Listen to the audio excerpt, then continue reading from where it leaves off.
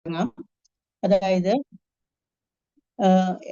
നമ്മൾ ആദ്യം നോക്കുന്നത് കഴിഞ്ഞ ക്ലാസ്സില് പിന്നെ ദീനനാഥ വിഠൽ പ്രഭു എല്ലാ കാര്യത്തിനെ കുറിച്ച് വിശദമായിട്ട് പറഞ്ഞിരുന്നു. എന്തിനാണ് നമ്മൾ ഭഗവത്ഗീത വായിക്കുന്നത്, പിന്നെ എത്രയെല്ലാം ശ്ലോകങ്ങൾ ഉണ്ട് അതിനകത്ത്, പിന്നെ അതുപോലെ തന്നെ ഇത് എവിടെ നിന്ന് എടുത്തതാണ്, എല്ലാ കാര്യങ്ങളും പുരാണങ്ങളെ കുറിച്ചും എല്ലാം വിശദമായിട്ട് പറഞ്ഞിട്ടുണ്ട്. എന്നാലും ഞാനൊരു 2 വാക്കുകൾ എന്തിനാണ് ഭഗവത്ഗീത വായിക്കുന്നത് എന്നുള്ളതിന് 2 വാക്ക് പറഞ്ഞിട്ട് നമുക്ക് ശ്ലോകം നോക്കാം. അപ്പൊ എന്തിനാണ് നമ്മൾ ഭഗവത്ഗീത പഠിക്കുന്നത് എന്ന് ചിലർക്കൊക്കെ സംശയം ഉണ്ടാകും. പലരോടും നമ്മൾ ബുദ്ധിസ്റ്റ് മിഷന് പോകുമ്പോൾ ഇങ്ങനെ പറയുമ്പോൾ നമ്മുടെ വീട്ടില് വേറെ ഭഗവത്ഗീതകളൊക്കെ ഉണ്ട്, ഞങ്ങൾ വായിക്കാറുണ്ട് എന്നെല്ലാം പറയാറുണ്ട്. അപ്പൊ അങ്ങനെ വരുമ്പോ ശരിക്കും നമ്മൾ വായിക്കേണ്ടത് ഭഗവത്ഗീത യഥാരൂപം ശ്രീല AC ഭക്തിവേദാന്ത സ്വാമി പ്രഭുപാദ് എഴുതിയ ബുക്കാണ്. നമുക്ക് വിശദമായിട്ട് അതിൽ നിന്ന് കാര്യങ്ങളൊക്കെ മനസ്സിലാക്കാൻ സാധിക്കുന്നത്. എന്തുകൊണ്ടാണ് നമ്മൾ ഈ ഭഗവത്ഗീത പഠിക്കുന്ന പറയുന്നത്, നമ്മൾ അനുഭവിക്കുന്ന യാതനകള്, പിന്നെ നമ്മൾ എവിടെ നിന്നും വന്നു, മരണശേഷം ഞങ്ങൾ എവിടേക്കാണ് പോകുന്നത് എന്നൊക്കെ മനസ്സിലാക്കാനായിട്ട് ഈ ഭഗവത്ഗീത വായിക്കുമ്പോൾ നമുക്ക് മനസ്സിലാകും. പിന്നെ പരമപുരുഷനായ ശ്രീകൃഷ്ണ ഭഗവാനോട് നമുക്ക് അചഞ്ചലമായ സ്നേഹവും ആദരവും ബഹുമാനവും ഒക്കെ ഉണ്ടാകാനായിട്ട് ഈ ഭഗവത്ഗീത പഠനം നമ്മളെ സഹായിക്കുന്നതാണ്. പിന്നെ സുഖമായാലും ദുഃഖമായാലും നാം അനുഭവിക്കുന്നത് നമ്മുടെ കർമ്മഫലമാണെന്ന് നമുക്ക് ഇതിൽ നിന്ന് മനസ്സിലാക്കാൻ സാധിക്കും. പിന്നെ കർമ്മഫലങ്ങളെയൊക്കെ കുറെയൊക്കെ നമുക്ക് മാറ്റാൻ സാധിക്കും ഇത് വായിക്കുന്നത് കൊണ്ട്. അതായത് ഇത് ജ്ഞാനത്തിന്റെ പൂർണ്ണത അനുസരിച്ചായിരിക്കും ഇതിന്റെ ഫലം. പ്രതിപ്രവർത്തനങ്ങളിൽ നിന്നും മുക്തരാവാൻ ഏത് തരം കർമ്മങ്ങളാണ് സ്വീകരിക്കേണ്ടതെന്ന് നമുക്ക് അറിഞ്ഞുകൂടാ. അത് ഭഗവത്ഗീതയിൽ നിന്ന് നമുക്ക് മനസ്സിലാക്കാൻ സാധിക്കും. ഭഗവത്ഗീതയിൽ അത് വിശദമായിട്ട് പറഞ്ഞിട്ടുണ്ട്. പിന്നെ ഭക്തിയുത സേവനങ്ങളുമായി നാം ബന്ധിതരാവുന്നില്ലെങ്കിൽ ഭൗതിക പ്രകൃതിയുടെ ഗുണങ്ങളിൽ നമ്മൾ ആ ഗുണങ്ങളിൽ നിന്ന് മുക്തരാകില്ല, അതായത് മോചിതരാവുകയില്ല എന്നാണ് പറയുന്നത്. പിന്നെ നമ്മുടെ മനസ്സും ബുദ്ധിയും ഭഗവത് സ്മരണയിൽ വ്യാപൃതരാകുമ്പോൾ സ്വാഭാവികമായും നമ്മുടെ ഇന്ദ്രിയങ്ങളും അതേ സേവനത്തില് പിന്നെ മുഴുകും. കൃഷ്ണസ്മരണയിൽ പരിപൂർണമായി മുഴുകി ചേരാൻ വേണ്ടിയിട്ട് ഉള്ളതാണ് ഈ ഭഗവത്ഗീത വായിക്കുമ്പോൾ നമുക്ക് മനസ്സിലായി. ഇതാണ് ഭഗവത്ഗീതയുടെ രഹസ്യം. ഇനി ഈ ഭഗവത്ഗീതയില് 18 അധ്യായങ്ങളാണ് ഉള്ളത്. അതെല്ലാം നേരത്തെ പറഞ്ഞതാണ്. അതുപോലെ 700 ശ്ലോകങ്ങളാണ് ഉള്ളതെന്ന് പറഞ്ഞിട്ടുണ്ട്. അപ്പൊ ആ ശ്ലോകങ്ങളില് ധൃതരാഷ്ട്രര് ആകെ ഒരു ചോദ്യം മാത്രമാണ് ചോദിക്കുന്നത്. അതേസമയം അർജുനൻ 83 ശ്ലോകങ്ങളില് സംസാരിക്കുന്നുണ്ട്. സഞ്ജയൻ 41 ശ്ലോകങ്ങളെ കുറിച്ച് സംസാരിക്കുന്നു. പിന്നെ കൃഷ്ണൻ 575 ശ്ലോകങ്ങള് ഈ ഭഗവത്ഗീതയിൽ ഉപദേശിക്കുന്നുണ്ട്. അപ്പൊ ഇതാ പറയുന്നത്, ധർമ്മം ത്രൂ സാക്ഷാൽ ഭഗവത് പ്രണീതം എന്നാണ് പറയുന്നത്. അതായത് ഭഗവാന്റെ വാക്കുകളാണ് ധർമ്മം എന്ന് പറയുന്നത്. അത് മാത്രമേ വിജയിക്കുകയുള്ളൂ. ഇനി നമുക്ക് ശ്ലോകത്തിലേക്ക് കടക്കാം. ഹരേ കൃഷ്ണ. ഒരിക്കൽ കൂടി നിങ്ങളുടെ എല്ലാവരുടെ അനുഗ്രഹം ഞാൻ ആശിച്ചുകൊണ്ട് തുടങ്ങുകയാണ്. അർജുനോവാച ഭഗവത്ഗീത യഥാരൂപം ചാപ്റ്റർ 1 ശ്ലോകം 21. അർജുനോവാച സേനയോരുഭയോർമധ്യേ രഥം സ്ഥാപയ മേ അച്യുത യാവദേതാൻ നിരീക്ഷ്യേഹം യോധുകാമനവസ്ഥിതാൻ. ശ്ലോകം 22. കർമ്മയാ സഹ യോദ്ധ്യാവ്യ മസ്മിൻ രണസമുദ്യമേ. ഇനി ഇതിന്റെ വിവർത്തനം നോക്കാം നമുക്ക്. വിവർത്തനം ശ്രീല ഭക്തിവേദാന്ത സ്വാമി പ്രഭുപാദ് കി ജയ്. ഹേ അച്യുത, അതായത് ച്യുതി അഥവാ വീഴ്ച പറ്റാത്തവനെ, ഇരു സൈന്യങ്ങൾക്കും മധ്യത്തിലായി എന്റെ തേർ കൊണ്ട് നിർത്തുക.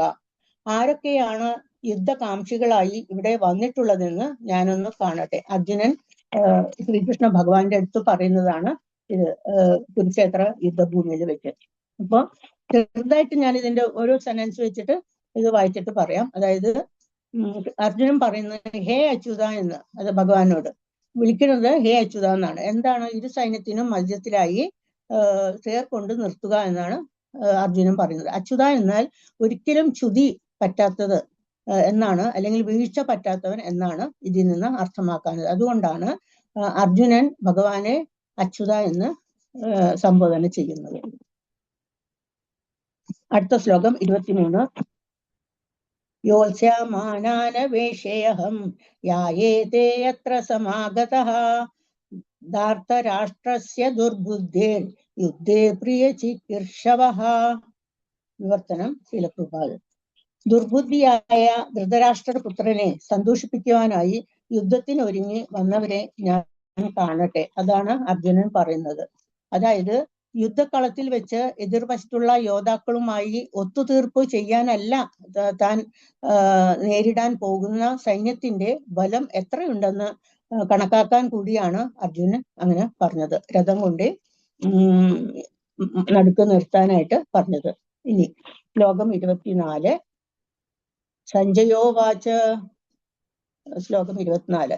ഏവം മുക്തോ ഋഷികേശോ ഗൂഢാകേശേന ഭാരത സേനയോരുഭയോർമധ്യേ സ്ഥാപയിത്വാ രഥോത്തമം. വിവർത്തനം. സഞ്ജയൻ പറഞ്ഞു, ഹേ ഭാരതപുത്ര, അർജുനന്റെ വാക്കു കേട്ടിട്ട് കൃഷ്ണ ഭഗവാൻ ശ്രേഷ്ഠമായ ആ രഥത്തെ ഇരു സൈന്യങ്ങൾക്കും നടുവിൽ കൊണ്ടു നിർത്തി. അപ്പോ ഇവിടെ അർജുനനെ ഗൂഢാകേശൻ എന്നാണ് വിശേഷിപ്പിക്കുന്നത്. അതെന്താണ്? അർജുനൻ നിദ്രയെയും അജ്ഞാനത്തെയും ജയിച്ചവനായതുകൊണ്ടാണ് അങ്ങനെ ഗൂഢാകേശൻ എന്ന് വിളിക്കുന്നത്. അടുത്ത ശ്ലോകം 25. ഭീഷ്മദ്രോണ പ്രമുഖത സർവേഷാം ച മഹീഷിതാം ഉവാച പാർത്ഥ പൈശേതാൻ സമവേതാൻ കുരുനിധി. വിവർത്തനം. ഭീഷ്മദ്രോണാദികളുടെയും മറ്റു രാജാക്കന്മാരുടെയും മുന്നിൽ വെച്ച് ഭഗവാൻ ഇങ്ങനെ പറഞ്ഞു, പാർത്ഥ, ഇവിടെ ഒത്തുകൂടിയ കുരു വംശജരെ നോക്കൂ. അതായത് ഇവിടെ പാർത്ഥ എന്ന് അർജുനനെ സംബോധന ചെയ്യുന്നു. അതെന്തുകൊണ്ടാണ്? ഭഗവാന്റെ പിതാവായ വസുദേവരുടെ സഹോദരിയാണ് കുന്തിദേവി. അപ്പൊ കുന്തിദേവിയെ പാർത്ഥ എന്നും വിളിക്കാറുണ്ട്. അതുകൊണ്ടാണ് പാർത്ഥ എന്ന് വിളിച്ചത് അർജുനനെ. അടുത്ത ശ്ലോകം 26.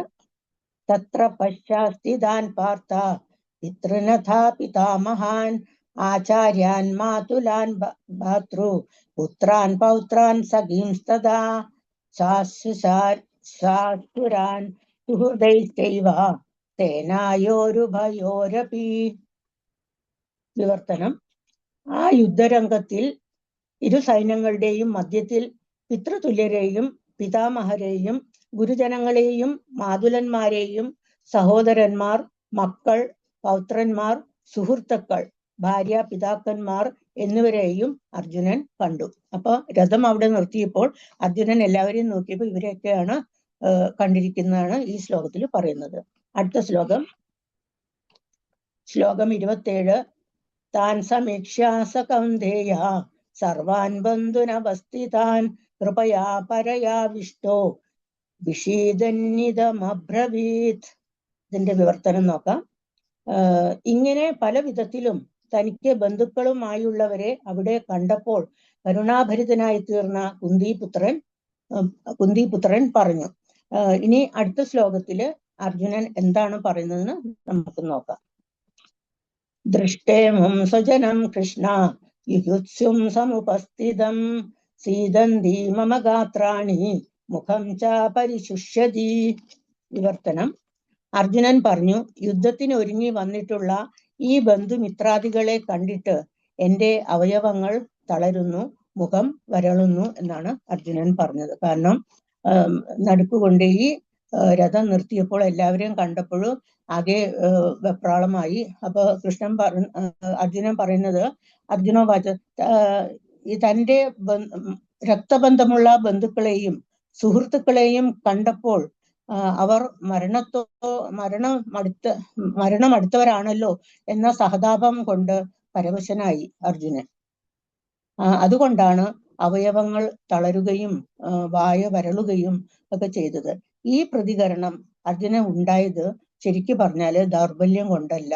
പിന്നെ എന്തുകൊണ്ടാണ്? മനസ്സിന്റെ മൃദുലത്വം കൊണ്ടാണ്, മൃദുലമായ മനസ്സാണ് അർജുനന് ഉണ്ടായിരുന്നത്.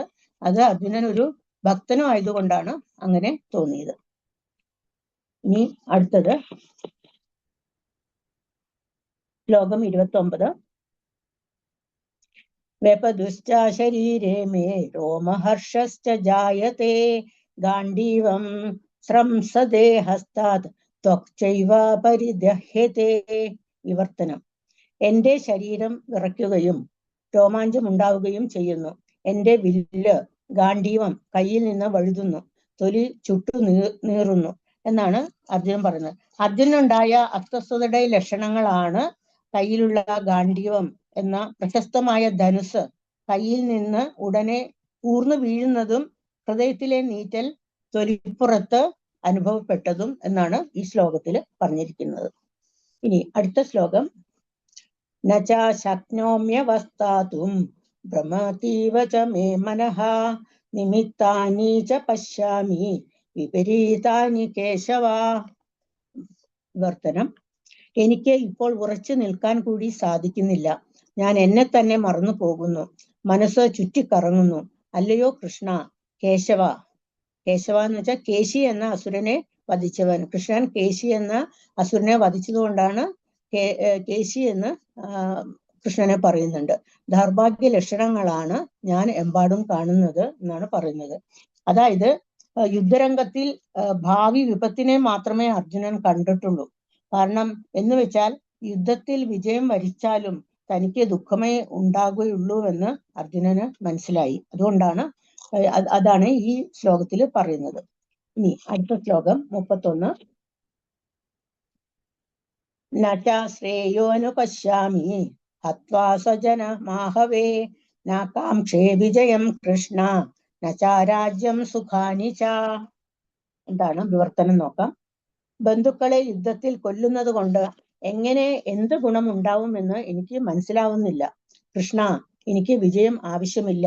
രാജ്യമാവട്ടെ സുഖമാവട്ടെ എനിക്ക് വേണ്ട. അതാണ് കൃഷ്ണൻ ഈ ശ്ലോകത്തില് പറയുന്നത്. അതായത് ബന്ധുക്കളെ എന്നല്ല ശത്രുക്കളെ പോലും ഹിംസിക്കാനായിട്ട് അർജുനന് ഇഷ്ടപ്പെടുന്നില്ല. അതുകൊണ്ട് ബന്ധുക്കളെ കൊന്നിട്ട് ജീവിതത്തിൽ സുഖിക്കാൻ കഴിയില്ല എന്നുള്ളതാണ് അർജുനൻ മനസ്സിലാക്കിയിട്ടുള്ളത് ഇത് കണ്ടപ്പോൾ. അതുകൊണ്ടാണ് എനിക്ക് അത് അങ്ങനെ യുദ്ധം ചെയ്യാനായിട്ട് താല്പര്യമില്ല എന്നുള്ളത് മനസ്സിലിങ്ങനെ പറയുന്നത്. ഇനി അടുത്ത ശ്ലോകം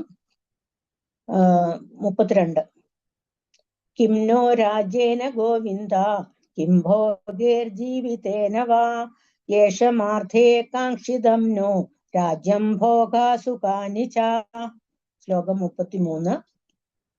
തായിമേവ സ്ഥിതാ യുദ്ധേ പ്രാണാംസ്ത്യക്താ ധനാനി ച ആചാര്യാ പിതരാ പുത്രാസ് തഥൈവാ ച പിതാമഹഃ. ശ്ലോകം 34. മാതുലാ ശശുരാ പൗത്രാ ശാല്യാ സംബന്ധിനസ്തഥാ ഏതാന്നാഹന്തുമിച്ഛാമി ധനാതോ അപി മധുസൂദന. ശ്ലോകം 35. അപി ത്രൈലോക്യ രാജ്യസ്യ ഹേതോ കിം നോ മഹീകൃതേ നിഹത്യാധാർത്തരാഷ്ട്രാന്ന കാ പ്രീതി സ്യാ ജനാർദ്ദന. അപ്പൊ ഇതിന്റെ ഈ 4 ശ്ലോകങ്ങളുടെയും വിവർത്തനം നമുക്ക് നോക്കാം. ഹേ ഗോവിന്ദ, രാജ്യം കൊണ്ടും ഭോഗങ്ങൾ കൊണ്ടും ജീവിതം കൊണ്ട് തന്നെയും ഞങ്ങൾക്കെന്ത് പ്രയോജനം? ആർക്കു വേണ്ടി ഞങ്ങൾ ഇതെല്ലാം ആഗ്രഹിക്കുന്നുവോ അവരെല്ലാം സ്വത്തും പ്രാണൻ കൂടിയും ഉപേക്ഷിക്കാൻ തയ്യാറായി ഇതാ രണാങ്കണത്തിൽ നിൽക്കുന്നു. മധുസൂദന, ഗുരുജനങ്ങൾ, പിതാമഹന്മാർ, മക്കൾ, അമ്മാവന്മാർ, സസുരന്മാർ, ശല്യന്മാർ തുടങ്ങിയ ബന്ധുക്കളാണ് ഇങ്ങനെ മുന്നിൽ നിൽക്കുന്നത്. ഞാൻ എന്തിന് അവരെ കൊല്ലണം? അവരെ വധിക്കുകിൽ ത്രൈലോക്യമാകെ നേടാമെന്ന് വന്നാലും ഞാൻ അവരോട് യുദ്ധം ചെയ്യാനില്ല. പിന്നെ എങ്ങനെയാണ് വെറും മണ്ണിനു വേണ്ടി അവരെ കൊല്ലാനാവുക? ജനാർദ്ദന, രാഷ്ട്രന്മാരെ ഹിംസിച്ചിട്ട് ഞങ്ങൾക്ക് എന്ത് സുഖം കിട്ടാനാണ് എന്നുള്ളതാണ് അർജുനൻ ഈ ശ്ലോകത്തിൽ പറയുന്നത്. അപ്പോ ഇതിന്റെ അർത്ഥം എന്താന്ന് വെച്ചാല് സ്വതേ ഭഗവത് ഭക്തനായ അർജുനന് ബന്ധുക്കളോട് പകവീട്ടാനായിട്ട് തീരെ താല്പര്യമില്ല. എന്നാൽ അവരെല്ലാം കൊല്ലപ്പെടുമെന്നാണ് ഈശ്വരന്റെ നിശ്ചയം.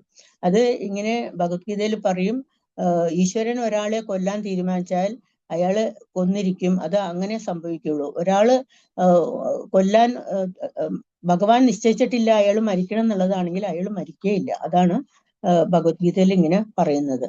ഇനി അടുത്ത ശ്ലോകം. പാപമേവാശ്രയേ ദസ്മാൻ ഹൈത്തേ താനാത്തതാൻഇനഃ തസ്മാന്നാർഹാ വയം ഹന്തും ധാർത്തരാഷ്ട്രാൻ സ ബാന്ധവാൻ സ്വജനം ഹി കഥം ഹത്വാ സുഖീനാ സ്യാമ മാധവ. വിവർത്തനം. അക്രമികളായ ഇവരെ കൊന്നാൽ ഞങ്ങൾക്ക് പാപമായിരിക്കും നേട്ടം. ധൃതരാഷ്ട്രപുത്രന്മാരെയും സുഹൃത്തുക്കളെയും ഹിംസിക്കുക എന്നത് നമ്മൾക്ക് ഉചിതമല്ല. അല്ലയോ മാധവ, സ്വന്തം ബന്ധുക്കളെ കൊന്നിട്ട് എന്ത് നേടാനാണ്? ഞങ്ങൾക്ക് എങ്ങനെ സുഖിക്കാൻ കഴിയും എന്നാണ് ചോദിക്കുന്നത്. അതായത് ഭാഗ്യദേവതയുടെ നാഥൻ എന്ന അർത്ഥമാണ് ഇവിടെ മാധവൻ എന്ന് വിളിക്കാൻ കാരണം. കൃഷ്ണൻ തന്റെ ഭക്തന്മാരെ എന്നല്ല ആരെയും വിപത്തിലേക്ക് ഒരിക്കലും നയിക്കാറില്ല. ഇനി അടുത്ത ശ്ലോകം, ശ്ലോകം 37. യദ്യപേതേന പശ്യന്തി ലോഭോപഹതശ്ചേതസഃ കുലക്ഷയാ കൃതം ദോഷം മിത്രദ്രോഹേ ച പാതകം. ശ്ലോകം 38. കഥം നാന്യേയമസ്മാഭിः പാപാദാസ്മന്നിവർത്തിതും കുലക്ഷയാ കൃതം ദോഷം പ്രപശ്യാദഭിർജനാർദ്ദന. ഇതിന്റെ വിവർത്തനം. ജനാർദ്ദന, ലോഭാവേശം കൊണ്ട് ഇവർ ബന്ധുഹിംസയിലും സുഹൃത്തുക്കളോട് പൊരുതുന്നതിലും ദോഷം കാണുന്നില്ലെങ്കിലും കുലക്ഷയത്തിൽ നിന്നുണ്ടാകുന്ന ആപത്തുകളെ കുറിച്ചറിവുള്ള നമ്മൾ ഈ പാപകർമ്മങ്ങളിൽ എന്തിന് വ്യാപൃതരാവണം എന്നാണ് ചോദിക്കുന്നത്. ഇത് അതായത് ഒരു ക്ഷത്രിയനെ സംബന്ധിച്ച് ഒരു എതിർകക്ഷി യുദ്ധത്തിനോ അല്ലെങ്കിൽ ചൂതാട്ടത്തിനോ ക്ഷണിച്ചാല് ക്ഷത്രിയൻ ഒഴിഞ്ഞു മാറാൻ പാടില്ല എന്നാണ് പറയുന്ന ചട്ടം. അതാണ് അതിന്റെ ചട്ടം. കാരണം അത് അവരുടെ ധർമ്മമാണ്. അങ്ങനെ അവര് വിളിച്ചാല് ചെല്ലണം എന്നുള്ളത്. അപ്പോ അർജുനൻ ദുഷ്ഫലങ്ങളെ മുന്നിൽ കണ്ടിട്ടാണ് യുദ്ധം ചെയ്യണ്ട എന്ന് തീരുമാനിച്ച് ഇരിക്കുന്നത്. അതാണ് ഈ ശ്ലോകത്തിൽ നിന്ന് മനസ്സിലാക്കുന്നത്. ഇനി അടുത്തത് ശ്ലോകം 39. കുലക്ഷയേ പ്രണശ്യന്തി കുലധർമ്മ സനാതനഃ ധർമ്മേ നഷ്ടേ കുലം കൃഷ്ണാം അധർമ്മോ അഭിഭവത്യുതാ. വിവർത്തനം. വംശം നശിക്കുന്നതോടുകൂടി ഏറെ കാലമായി പുലർത്തിപ്പോന്ന കുലധർമ്മങ്ങൾ നശിക്കുന്നു. അങ്ങനെ ധർമ്മം നശിക്കുമ്പോൾ വംശത്തിൽ ശേഷിക്കുന്നവർ അധാർമിക കൃത്യങ്ങളിൽ ഏർപ്പെടുന്നു. അതായത് കുടുംബത്തിലെ മുതിർന്നവരാണ് ഇളം തലമുറയെ ആത്മീയ മൂല്യങ്ങൾ നേടാനും വേണ്ടുവണ്ണം വളരാനും സഹായിക്കുന്നവർ. യുദ്ധത്തിൽ അവർ വധിക്കപ്പെട്ടാൽ ഇളം തലമുറക്കാർ അധാർമിക സ്വഭാവം കൈക്കൊള്ളുകയും ആത്മീയ മുക്തിക്കുള്ള അവസരം അവർക്ക് നഷ്ടപ്പെടുകയും ചെയ്യും. അതുകൊണ്ടാണ് ഈ തലമുതിർന്നവർ വധിക്കാൻ അർഹരല്ല എന്ന് അർജുനൻ ഇവിടെ ഈ ശ്ലോകത്തിൽ പറയുന്നത്. ഇനി അടുത്തതായിട്ട് ശ്ലോകം 40. അധർമാഭിഭവാത് കൃഷ്ണ പ്രദുഷ്യന്തി കുലസ്ത്രിയഃ സ്ത്രീഷു ദുഷ്ടാസു വാർഷ്ണേയ ജായതേ വർണ്ണസങ്കരഃ. അതായത് ഒരു ഇതിന്റെ വിവർത്തനം പറയാണ്. അല്ലയോ കൃഷ്ണ, കുലത്തിൽ അധർമ്മം മുന്നിട്ടു നിന്നാൽ സ്ത്രീകൾ ദുഷിച്ചു പോവും. അല്ലയോ വൃഷ്ണി കുലത്തിൽ പിറന്നവനെ സ്ത്രീത്വം ദുഷിച്ചാൽ ആർക്കും വേണ്ടാത്ത കുട്ടികൾ ജനിക്കുന്നു. അതായത് ഒരു ജനസമൂഹം അതിലെ സ്ത്രീകളുടെ ചാരിത്രത്തെയും വിശ്വാസത്തെയും ആശ്രയിച്ചാണ് നിൽക്കുന്നത്. അതുകൊണ്ട് അവർ പിഴച്ചു പോകാതിരിക്കാൻ കുടുംബത്തിലെ തലമുതിർന്നവർ അവരെ നേർവഴിക്ക് നയിക്കേണ്ടിയിരിക്കുന്നു. വർണ്ണാശ്രമ വ്യവസ്ഥ തകർന്നാൽ സ്ത്രീകൾ വഴിപിഴിച്ചു പോകാനായിട്ട് സാധ്യതയുണ്ട്. അത് വ്യഭിചാരണ ആസക്തി വളർത്തി ജനപ്പെരുപ്പത്തിലേക്ക് വഴിയൊരുക്കും. അങ്ങനെ മനുഷ്യവർഗത്തെ യുദ്ധവും പകർച്ചവ്യാധിയും അടിക്കടി ക്ഷയിപ്പിക്കാനായിട്ട് തുടങ്ങും. അതുകൊണ്ടാണ് ഇങ്ങനെ യുദ്ധത്തിന് താല്പര്യം ഇല്ലാത്തത് അർജുനന്. ഇത്രയും പറഞ്ഞുകൊണ്ട് ഞാൻ എൻ്റെ വാക്കുകൾ അവസാനിപ്പിക്കുന്നു. ഹരേ കൃഷ്ണ. ഹരേ കൃഷ്ണ. Thank you Bhudevi Mataji. നമുക്ക് 21 തൊട്ട് 40 ശ്ലോകം വരെ പറഞ്ഞു. നമുക്ക് സമയമുള്ളതിനാൽ ദീനാനാഥ് പ്രഭു ഇവിടെ ഉണ്ട്. അപ്പം ഈ ശ്ലോകാസ് ഒന്നും കൂടെ ഒന്ന് ചുരുക്കി പറയാനായിട്ട് ഞാൻ ദീനാനാഥ് പ്രഭുവിനെ ക്ഷണിക്കുന്നു. ഹരേ കൃഷ്ണ.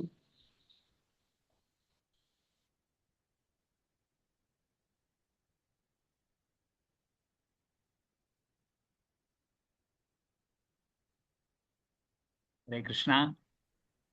ഭൂദേവി മാതാജി വളരെ നന്നായിട്ട് ചുരുക്കി ഈ 20 ശ്ലോകങ്ങളുടെയും അർത്ഥം പറഞ്ഞു തന്നു. ഏതായാലും സമയമുള്ളത് കൊണ്ട് കുറച്ച് കാര്യങ്ങൾ ഈ ശ്ലോകങ്ങളിൽ കാണുന്ന കാര്യങ്ങൾ ജസ്റ്റ് ഒന്ന് പറയാനായിട്ട് ആഡ് ചെയ്യാൻ നോക്കാം. ജസ്റ്റ് അപ്പൊ കേൾക്കാമല്ലോ എല്ലാവർക്കും? കേൾക്കാം പ്രഭുജി. എന്താണ്? കേൾക്കാം പ്രഭു. കേൾക്കാം. ഓക്കെ. അപ്പം ഈ ആദ്യത്തെ 20 ശ്ലോകങ്ങളില് നമ്മൾ കണ്ട എന്താണെന്ന് വെച്ച് കഴിഞ്ഞാൽ ഏകദേശം ആദ്യത്തെ 11 ശ്ലോകങ്ങളില് യുദ്ധത്തിനുള്ള തയ്യാറെടുപ്പായിരുന്നു. 12 മുതൽ 20 വരെയുള്ള ശ്ലോകങ്ങളില് നമ്മളൊരു കാര്യം കണ്ടത് എന്താണെന്ന് വെച്ചാൽ പലയിടത്തും വിജയം ആരുടെ സൈഡിലാണ്? ആരുടെ സൈഡിലായിരുന്നു? പാണ്ഡവർക്കാണോ കൗരവർക്കാണോ വിജയം സൂചിപ്പിച്ചത്? ഓരോ കാര്യങ്ങൾ കഴിയുമ്പോഴും പറയും പാണ്ഡവന്മാർക്ക്. ഒരു ഉദാഹരണം പറയൂ, എന്തായിരുന്നു? എന്ത് കണ്ടിട്ടാണ് നമ്മൾ പറയുന്നത്?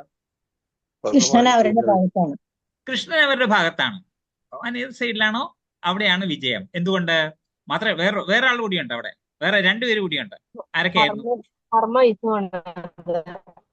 ധർമ്മയുദ്ധമാണ് നടക്കുന്നത്. ഓക്കെ, ധർമ്മത്തിന്റെ സൈഡിലായിരുന്നു പാണ്ഡവര്. വളരെ വളരെ നല്ല ഉത്തരം. ഓക്കെ.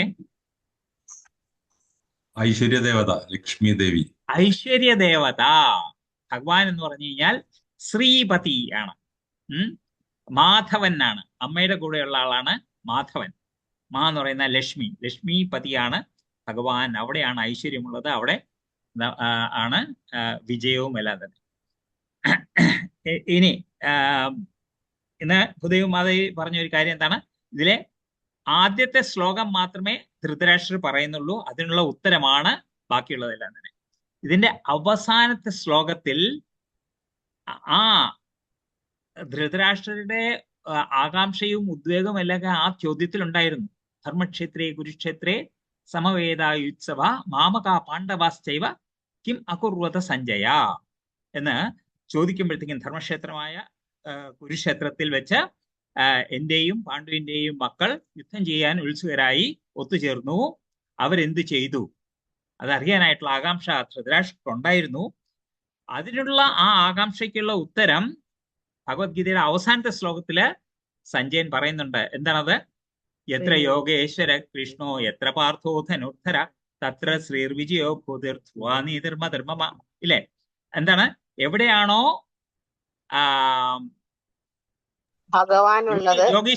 യോഗീശ്വരനായിട്ടുള്ള ഭഗവാനുള്ളത്, ധനുർധാരിയായിട്ടുള്ള അർജുനുള്ളത്, അവിടെയാണ് ശ്രീയും വിജയവും. തത്ര ശ്രീർ വിജയോ വിജയം, ശ്രീ ഐശ്വര്യം, വിജയം, ധ്രുവാനീതിർ നീതി എങ്ങനെ ധ്രുവമായിട്ടുള്ള, അതെന്ന് വെച്ചാല് അചഞ്ചലമായി ശാശ്വതമായിട്ടുള്ള നീതിയും അവിടെയാണ് ഭഗവാന്റെയും അർജുനന്റെയും സൈഡിലാണ് കാണുന്നത്. കാര്യം ധനുധാരിയായിട്ടുള്ള എന്ന് വെച്ച് കഴിഞ്ഞാൽ ഭഗവാന്റെ ഇംഗിതം സാധിക്കാനായിട്ട് തയ്യാറെടുപ്പുള്ള ഒരു ഭക്തൻ. അവിടെയാണ് ഐശ്വര്യദേവത ഉള്ളത്. പിന്നെ വേറൊരു ഇത് പറഞ്ഞു. എന്തായിരുന്നു അത്? കൊടിയടയാളം. അർജുനന്റെ ഒരു പേര് പറഞ്ഞു, കപിധ്വജ. കപി എന്ന് വെച്ചാൽ ഹനുമാൻ കൊടിയടയാളമായിട്ടുള്ള അർജുനൻ. അതുകൊണ്ട് അവിടെയും ഹനുമാൻ എന്ന് പറഞ്ഞു കഴിഞ്ഞാൽ ശ്രീരാമദാസൻ.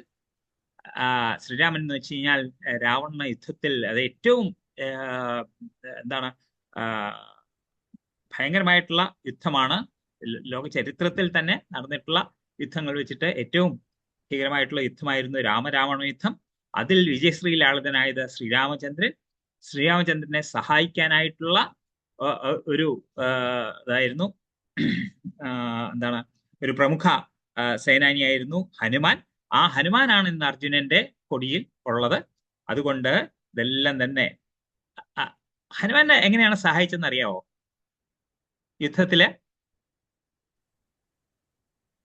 യുദ്ധത്തിൽ ഭീമൻ എപ്പോഴൊക്കെ ഗർജിക്കുന്നുവോ അതിന്റെ കൂടെ അതേ സമയം ഹനുമാനും കൊടിയിലിരുന്ന് ഗർജിക്കും. ഓക്കെ, അപ്പം നേരത്തെ പറഞ്ഞു ശംഖിന്റെ സൗണ്ട് കേട്ടപ്പോൾ തന്നെ കൗരവന്മാരുടെ ഹൃദയം പിളർന്നു എന്ന് പറഞ്ഞു. അപ്പം ഭീമന്റെ ഗർജനം എന്ന് പറയുന്നത് അതേപോലെയാണ്. അതിന് ആക്കം കൂട്ടാനായിട്ട് അതേസമയം ഹനുമാനും ഗർജിക്കാറുണ്ടായിരുന്നു അത്രേ. ഓക്കെ, അപ്പൊ അത് 20ാമത്തെ ശ്ലോകം വരെ. ഓക്കെ, ഇനി ഈ അധ്യായത്തിന്റെ ഇത് നോക്കിക്കഴിഞ്ഞാൽ 20 മുതൽ 27 വരെയുള്ള ശ്ലോകങ്ങളിൽ അർജുനൻ 2 സൈന്യങ്ങളെയും വീക്ഷിക്കുകയാണ്. ഓക്കെ, അതിനുശേഷം വീക്ഷിക്കുമ്പോഴത്തേക്ക് എന്താണ് സംഭവിക്കുന്നത്? അർജുൻ ഒരു ശുദ്ധ ഭക്തനാണ്, കൃഷ്ണന്റെ ഭക്തനാണ്. അതുകൊണ്ട് അർജുൻ ഒരു യുദ്ധം ചെയ്യണം എന്നുള്ള ആഗ്രഹമൊന്നുമില്ല. പക്ഷെ എന്തുകൊണ്ടാണ് ഈ അവസ്ഥയിൽ എത്തിയിരിക്കുന്നവര്? കാരണം ദുര്യോധനന്റെ മർക്കടമുഷ്ടി, രാജ്യം ഞാൻ വിട്ടുകൊടുക്കില്ല. എന്താണ് പറഞ്ഞത്? ഒരു സൂചി കുത്താനുള്ള സ്ഥലം പോലും ഞാൻ അവർക്ക് കൊടുക്കില്ല എന്ന് പറഞ്ഞു. ഭഗവാൻ ദൂതിന് ചെന്നപ്പോഴത്തേക്കും പല കാര്യങ്ങളും നെഗോഷിയേറ്റ് ചെയ്തു. ഒന്നുമില്ലെങ്കിൽ ഒരു 5 ഗ്രാമം കൊടുക്കും, അല്ലെ 5 കുടുംബം കൊടുക്കും എന്ന് പറഞ്ഞിട്ടും ദുര്യോധനൻ അപ്പോൾ പറഞ്ഞത് എന്താണ്? ഒരു സൂചി കുത്താനുള്ള സ്ഥലം പോലും ഞാൻ കൊടുക്കില്ല എന്ന് പറയുന്നത് കൊണ്ട് അങ്ങനെയാണ് ഇന്ന് ഈ കുരുക്ഷേത്രത്തിൽ യുദ്ധത്തിന് കാരണമായിട്ടുള്ളത്. അതുകൊണ്ട് അങ്ങനെയുള്ള ആ യുദ്ധത്തിൽ 2 സൈന്യങ്ങളെയും കാണാനായിട്ട് ആരൊക്കെയാണ്, ഏത് സൈഡിലാണ് ഉള്ളത്, ആരുടെ അടുത്ത് യുദ്ധം ചെയ്യണം, ആര് നമ്മുടെ കൂടെ ഉണ്ട് എന്നറിയാൻ വേണ്ടിയിട്ട് അർജുനൻ ഭഗവാന്റെ അടുത്ത് പറയുന്നു, രഥം സ്ഥാപയമേച്ചുത, സേനയോരുഭയോർ മധ്യേ രഥം സ്ഥാപയമേച്ചുത. 2 സൈന്യങ്ങളുടെയും ഇടയിലായിട്ട് എൻ്റെ രഥത്തെ നിർത്തിയാലും. അപ്പം അർജുനൻ അടുത്ത് ഭഗവാൻ പറയുന്നു, ഇവിടെയാണ് ശരിക്കും സത്യത്തിൽ ഭഗവാൻ ഒരു വാചകം, ഒരു ലൈൻ പറയുന്നുണ്ട് ഇവിടെ. എന്താണ്? ഈ സൈന്യങ്ങളെ 2 സൈന്യങ്ങളെയും കുരു സൈന്യങ്ങളെ കാണൂ എന്ന് പാർത്ഥ എന്ന് പറയുന്നുണ്ട്. ആ ശ്ലോകത്തില് അർജുനെ ഭഗവാൻ നോക്കൂ 24 മുതൽ 24-25 ഏവമുക്തോ ഹൃഷികേശ ഗുഡാകേശന ഭാരത സേനയോരുഭയോർ മധ്യേ സ്ഥാപയിത്വ രഥോത്തമം. അവിടെ ഗുഡാകേശൻ എന്ന് വെച്ച് കഴിഞ്ഞാൽ ആരാണ്? അർജുനാണ്. ഗുഡ എന്ന് വെച്ച് കഴിഞ്ഞാല് നിദ്ര, ഉറക്കം. ഉറക്കത്തെ ജയിച്ചവനാണ് അർജുനൻ. ഉറക്കത്തിന്റെ മറ്റൊരു അർത്ഥം എന്താണെന്ന് ചോദിച്ചു കഴിഞ്ഞാൽ അജ്ഞത. അപ്പം അർജുനെ സംബന്ധിച്ചിടത്തോളം ഉറക്കത്തെയും അജ്ഞാനത്തെയും അദ്ദേഹം ഓവർകം ചെയ്തു. എങ്ങനെയാന്ന് വെച്ച് കഴിഞ്ഞാൽ ഭഗവാന്റെ സ്മരണം. അപ്പൊ അതുകൊണ്ട് ഭഗവാന്റെ ഉറ്റ സുഹൃത്തായിട്ടുള്ള അർജുനനെ ഗുഡാകേശൻ എന്ന് പറയുന്നു. അതേപോലെയാണ് ഹൃഷികേശ എന്ന് പറഞ്ഞു കഴിഞ്ഞാല് ഇന്ദ്രിയങ്ങളുടെ നിയന്താതാവായിട്ടുള്ള ആള് ഹൃഷികേശൻ, അത് കൃഷ്ണനാകുന്നു. പിന്നെ അതിൽ അടുത്ത ശ്ലോകത്തിൽ പറയുന്നു, ഭീഷ്മ ദ്രോണ പ്രമുഖത സർവേഷാം ച മഹിഷിതാം ഉവാച പാർത്ഥ പശ്യൈതാൻ സമവേദാൻ കുരുനിധി. ഹേ പാർത്ഥ, സമവേദാൻ ഏതാൻ കുരൂൻ പശ്യ ഇതി ഭഗവാൻ ഉവാച. ഓക്കെ, അല്ലയോ അർജുന, ഒന്നിച്ചു ചേർന്നിരിക്കുന്ന ഈ കൗരവന്മാരെ കണ്ടാലും. ഇതാണ് ശരിക്കും ഭഗവാൻ ഗീതയിൽ ആദ്യമായിട്ട് പറയുന്നത്. പക്ഷെ അവിടെ ഭഗവാൻ വാച ഇല്ലാത്തതുകൊണ്ട് നമ്മളത് ശ്രദ്ധിക്കാറില്ല. നമ്മൾ 2ാമത്തെ അധ്യായത്തിലേക്ക് പോകും. പക്ഷെ ഇതാണ് ഭഗവാൻ ആദ്യമായിട്ട് പറയുന്നത്. പാർത്ഥ എന്ന് പറഞ്ഞു കഴിഞ്ഞാൽ എന്താ? പൃഥയുടെ മകനെ എന്നുള്ളതാണ്. പൃഥയുടെ മകനാണ് പാർത്ഥൻ. പൃഥ എന്ന് വെച്ച് കഴിഞ്ഞാൽ കുന്തിയുടെ വേറൊരു പേരാണ് പൃഥ.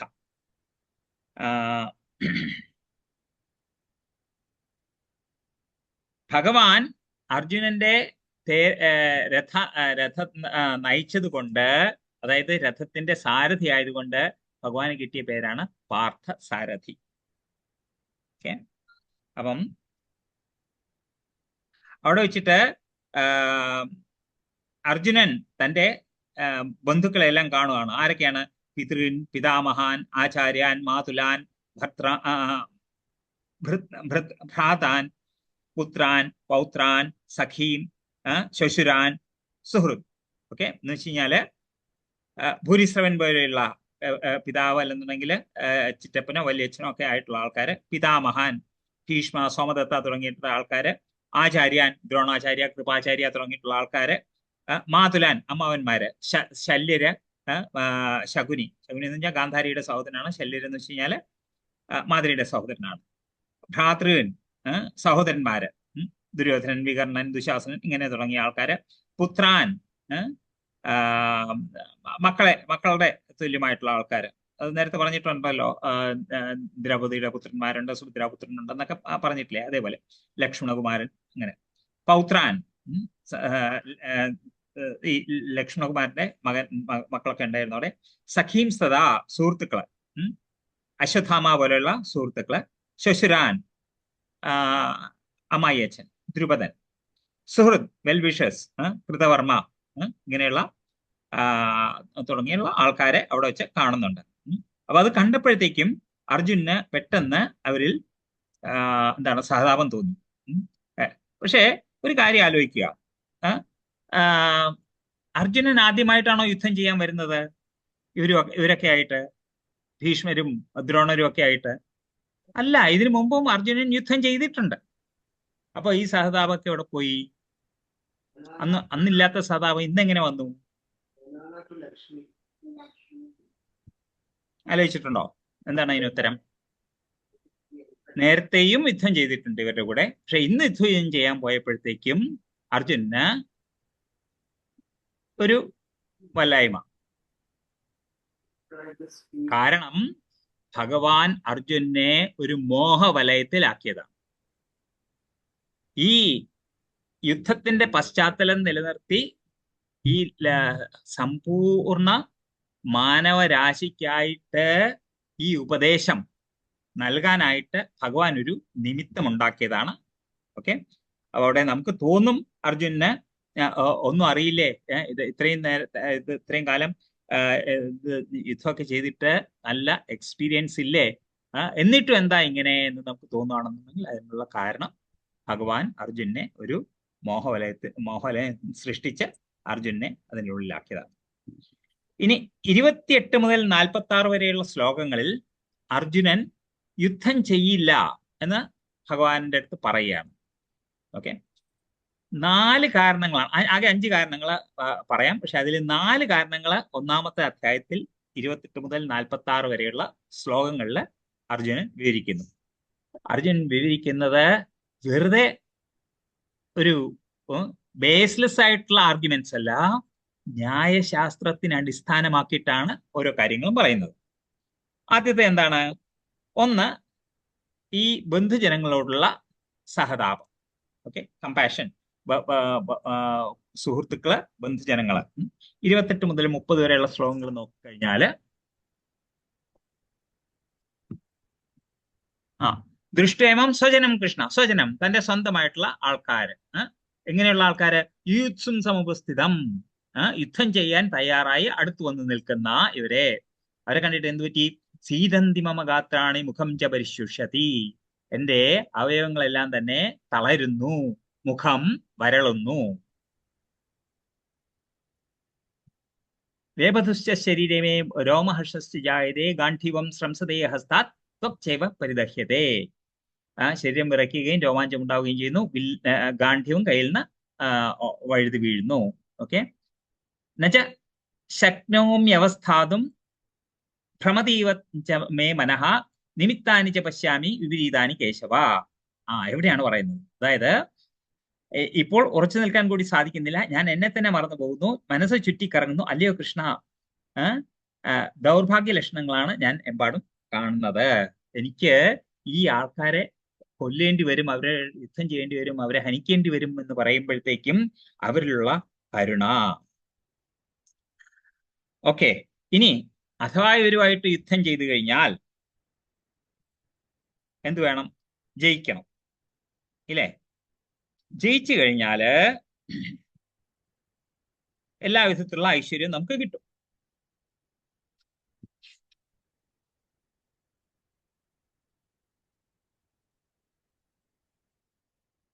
ഓക്കെ, പക്ഷേ 31-ാമത്തെ ശ്ലോകത്തിൽ എന്താ പറഞ്ഞത്? ശ്രേയോനു പശ്യാമി ഹത്വാ സ്വജനമാഹവേ ന കാംക്ഷേ വിജയം കൃഷ്ണ നച്ച രാജ്യം സുഖാനിച്ച.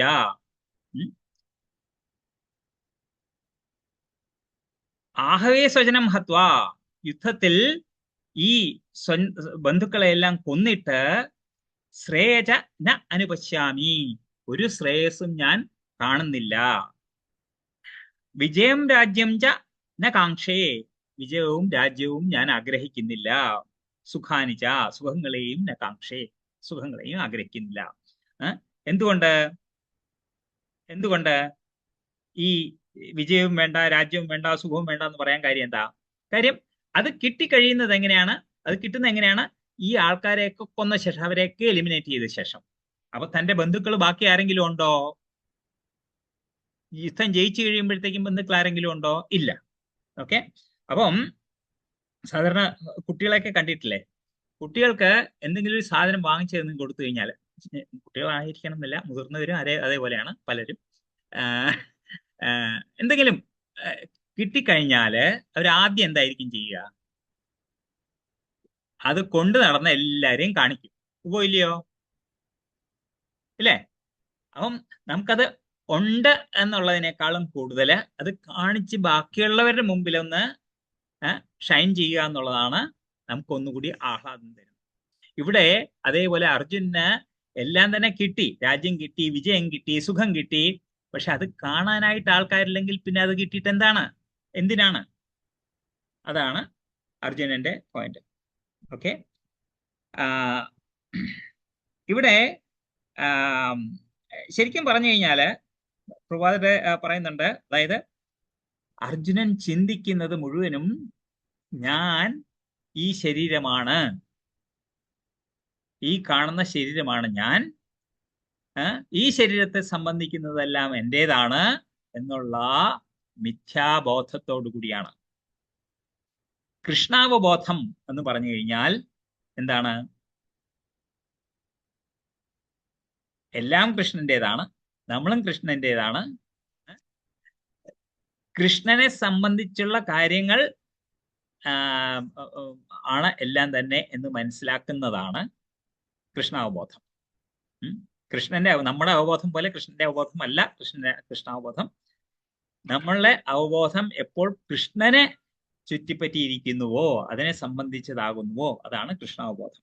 അപ്പം ഇവിടെ ഒരു ക്ഷത്രിയനായിട്ടുള്ള അർജുനൻ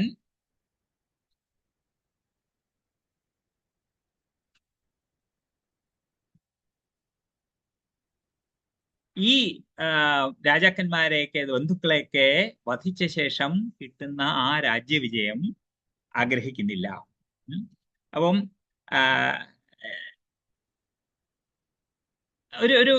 ഒരാൾക്ക് വിശപ്പില്ലെന്നുണ്ടെങ്കിൽ അയാൾക്ക് ഫുഡ് പ്രിപ്പയർ ചെയ്യാൻ താല്പര്യം കാണുമോ? ഇല്ല. അപ്പൊ അതേപോലെ തന്നെ യുദ്ധത്തിൽ വിജയം ആഗ്രഹിക്കുന്നില്ലെങ്കിൽ പിന്നെ യുദ്ധം ചെയ്യാനും താല്പര്യം കാണില്ല. അതാണ് അർജുനന്റെ അവസ്ഥ. എന്നിട്ട് എന്താ അർജുൻ ചിന്തിക്കുന്നത്? ഇത് യുദ്ധഭൂമി വിട്ടിട്ട് എവിടെയെങ്കിലും ഏതെങ്കിലും കാട്ടിപ്പോയി ഭിക്ഷ അയച്ചിട്ടാണെങ്കിലും ഞാൻ ജീവിക്കാം. ഇനി അത് കഴിഞ്ഞിട്ട് അടുത്ത 32 മുതൽ 35 വരെ 31 മുതൽ 35 വരെയുള്ള ശ്ലോകങ്ങളിലാണ് ഈ വിജയത്തിൽ യാതൊരു സന്തോഷം, എൻജോയ്മെന്റ് ഒന്നും തന്നെ അർജുന് കാണാൻ സാധിക്കുന്നില്ല. 32 മുതൽ 35 വരെയുള്ളത് ബന്ധുജനങ്ങൾ ഇല്ലാതെ സന്തോഷം ഒന്നും തന്നെ തോന്നുന്നില്ല എന്ന് പറയുന്നു. അതിൽ പറയുന്നു, ഹേ ഗോവിന്ദ, ഈ രാജ്യം കിട്ടിയിട്ട് സുഖമോ ജീവിതമോ കിട്ടിയിട്ട് എന്ത് ചെയ്യാനാണ്? നമ്മൾ ആരുടെ കൂടെ എൻജോയ് ചെയ്യാൻ ആഗ്രഹിക്കുന്നുവോ, ഈ ഗുരുജനങ്ങള്, ഈ ബന്ധുജനങ്ങള്, ഈ സുഹൃത്തുക്കള്, അവരാരും തന്നെ ഒന്നുമില്ല. അവരെല്ലാവരും തന്നെ ആരുടെ കൂടെ നമ്മൾ എൻജോയ് ചെയ്യാൻ ആഗ്രഹിക്കുന്നു അവരെല്ലാം തന്നെ യുദ്ധം ചെയ്യാൻ തയ്യാറായിട്ട് ഇവിടെ വന്നിരിക്കുകയാണ്. അപ്പോൾ അവരെല്ലാവരും തന്നെ അവരുടെ ജീവിതം തന്നെ ത്യജിക്കാൻ തയ്യാറായിട്ട് വന്നിരിക്കുകയാണ്. അവരുടെ സ്വത്തുക്കളെല്ലാം തന്നെ ത്യജിക്കാനായിട്ട് വന്നിരിക്കുകയാണ്. അപ്പൊ അങ്ങനെയുള്ള അവരെ കൊന്നിട്ട് പിന്നെ എനിക്ക് എന്ത് കിട്ടാനാണ്? ഞാൻ അവര് എന്നെ കൊല്ലാൻ തയ്യാറായിട്ടാണെന്നുണ്ടെങ്കിലും ഞാൻ അവരെ കൊല്ലാൻ ആഗ്രഹിക്കുന്നില്ല. എനിക്ക് ഈ 3 ലോകങ്ങളും തരാമെന്ന് പറഞ്ഞു കഴിഞ്ഞാലും ഞാൻ അതിന് തയ്യാറല്ല. പിന്നെയാണോ ഒരു ചെറിയ രാജ്യത്തിന് വേണ്ടി? അതുകൊണ്ട് ഈ ധൃതരാഷ്ട്രരുടെ മക്കളെ കൊന്നിട്ട് എനിക്ക് യാതൊരു സന്തോഷവും ലഭിക്കില്ല എന്ന് പറയുന്നുണ്ട്.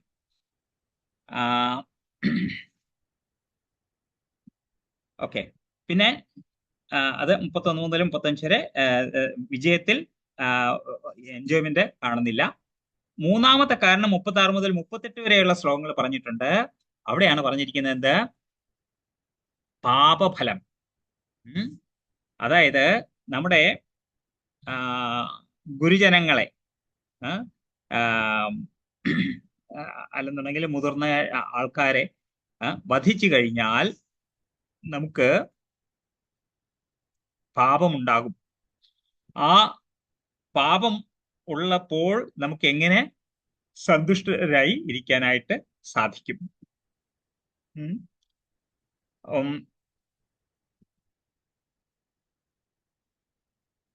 മനുസ്മൃതിയിൽ 6 വിധത്തിലുള്ള എന്താണ് അഗ്രസേഴ്സ്, അതായത്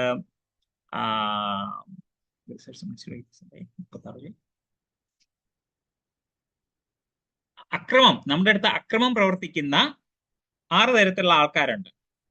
നമുക്ക് വിഷം തരുന്നു, അല്ലെന്നുണ്ടെങ്കിൽ നമ്മുടെ വീട് കത്തിക്കുന്നു, അല്ലെന്നുണ്ടെങ്കിൽ നമ്മളെ ആയുധങ്ങളുമായിട്ട് ആക്രമിക്കുന്നു, നമ്മുടെ സ്വത്തുക്കളെല്ലാം നശിപ്പിക്കുന്നു, നമ്മുടെ ഭൂമി തട്ടിയെടുക്കുന്നു, നമ്മുടെ ഭാര്യയെ തട്ടിയെടുക്കുന്നു.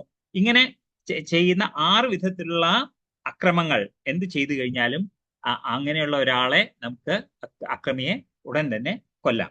അതിലെ ഒരു പാപവും ഇല്ല എന്ന് മനുസ്മൃതി പറയുന്നു. അപ്പോൾ അർത്ഥശാസ്ത്രവും ധർമ്മശാസ്ത്രവും തമ്മിലുള്ള അത് അർത്ഥശാസ്ത്രം ബേസിക്കലി ഒരു രാഷ്ട്രീയപരമായിട്ടുള്ള കാര്യമാണ്. ധർമ്മശാസ്ത്രം അനുസരിച്ചിട്ട് വേറൊരു ജീവിയെ ഒരിക്കലും നമ്മൾ ഹാനി വരുത്താൻ പാടില്ല, ധർമ്മശാസ്ത്രം പറയുന്നു.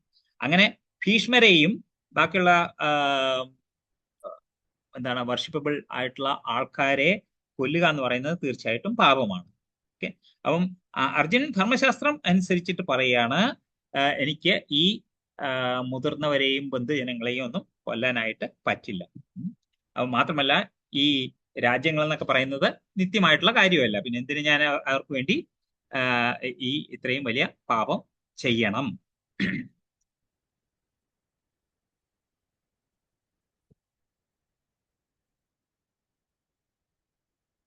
പിന്നെ അഥവാ ഇതില് പാപം ഇല്ല എന്ന് തന്നെ ഇരിക്കട്ടെ, എന്നിരുന്നാലും ഈ ദുര്യോധനാദികളെല്ലാവരും തന്നെ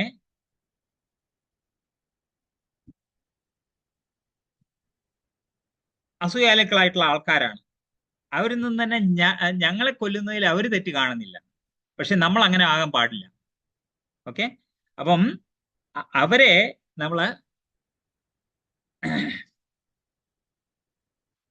നമ്മൾ ഒരിക്കലും അങ്ങനെ ചെയ്യാൻ പാടില്ല. കാര്യം എന്നാൽ ഈ ഓരോ കുടുംബങ്ങളും ഇവിടെ 2 സൈഡിലും എത്രയോ യോദ്ധാക്കളുണ്ട്, രാജാക്കന്മാരുണ്ട്. അവരെ എല്ലാം തന്നെ വധിക്കുകയാണെന്നുണ്ടെങ്കിൽ ആ കുടുംബങ്ങളിലുള്ള നായകന്മാരാണ്, കുടുംബനാഥന്മാരാണ് ഇല്ലാതായിത്തീരുന്നത്. അങ്ങനെ വന്നു കഴിഞ്ഞാൽ ആ കുടുംബങ്ങളിലൊക്കെ നാഥനില്ലാത്ത ആൾക്കാരായി തീരും. അവിടെ എല്ലാം തന്നെ എന്താണ്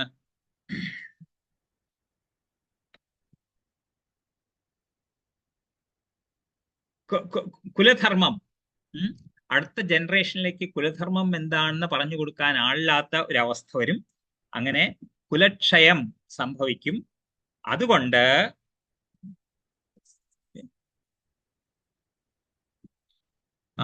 ഇവിടെ പറഞ്ഞിട്ടുണ്ട്, ലോഭാവേശം കൊണ്ട് ഇവർ ബന്ധുഹിംസയിലും സുഹൃത്തുക്കളോട് പൊരുതുന്നതിലും ദോഷം കാണുന്നില്ല. എങ്കിലും കുലക്ഷയത്തിൽ നിന്നുണ്ടാകുന്ന ആപത്തുകളെ കുറിച്ച് അറിവുള്ള നമ്മൾ ഈ പാപകർമ്മങ്ങളിൽ നിന്ന് എന്തിന് വ്യാപൃതരാവണം? അതിനുശേഷം വംശം നശിക്കുന്നതോടുകൂടി ഏറെക്കാലമായി പുലർത്തിപ്പോന്ന കുലധർമ്മങ്ങൾ നശിക്കുന്നു. കാര്യം അവിടെ ഇത് നോക്കി പറഞ്ഞു കൊടുക്കാനായിട്ട് ആളില്ല. പുരുഷജനങ്ങളെല്ലാം തന്നെ യുദ്ധത്തിൽ മരിച്ചു കഴിഞ്ഞാൽ പിന്നെ ആരാ ഉള്ളത്? സ്ത്രീകളും കുട്ടികളും മാത്രം. അപ്പം പല ആചാരങ്ങളും മുടങ്ങിപ്പോകും. അങ്ങനെ ധർമ്മം നശിക്കുമ്പോൾ വംശത്തിൽ ശേഷിക്കുന്നവർ അധാർമിക കൃത്യങ്ങളിൽ ഏർപ്പെടുന്നു. ശരിയായിട്ടുള്ള എന്താണ് ചെയ്യേണ്ടതെന്ന് പറഞ്ഞു കൊടുക്കാൻ ആൾക്കാരില്ലാതെ വരുമ്പോഴത്തേക്കും നാച്ചുറലി അധർമ്മ കൃത്യങ്ങളെ വർദ്ധിച്ചു വരുന്നു. അധർമാഭിഭവ കൃഷ്ണപ്രദുഷ്യന്തി കുലസ്ത്രീയ സ്ത്രീഷു ദുഷ്ടാസു വാർഷ്ണേയ ജായതേ വർണ്ണസങ്കരഃ. കുലത്തിൽ അധർമ്മം മുന്നിട്ട് നിന്നാൽ സ്ത്രീകൾ ദുഷിച്ചു പോകും. അല്ലയോ വൃഷ്ണുകുലത്തിൽ പിറന്നവനെ സ്ത്രീത്വം ദുഷിച്ചാൽ ആർക്കും വേണ്ടാത്ത കുട്ടികൾ ജനിക്കുന്നു. അങ്ങനെ കുലക്ഷയം സംഭവിക്കും എന്നാണ് അവിടെ പറഞ്ഞിരിക്കുന്നത്. അപ്പോൾ 4 കാരണങ്ങൾ ഇതിൽ പറഞ്ഞിരിക്കുന്നു. അർജുനൻ 1 ബന്ധുക്കളോടുള്ള സഹാനുഭൂതി, 2ാമത്തേത് വിജയിച്ചു കഴിഞ്ഞാലും അതിൽ തനിക്ക് സന്തോഷമോ ആനന്ദമോ കാണാൻ സാധിക്കുന്നില്ല.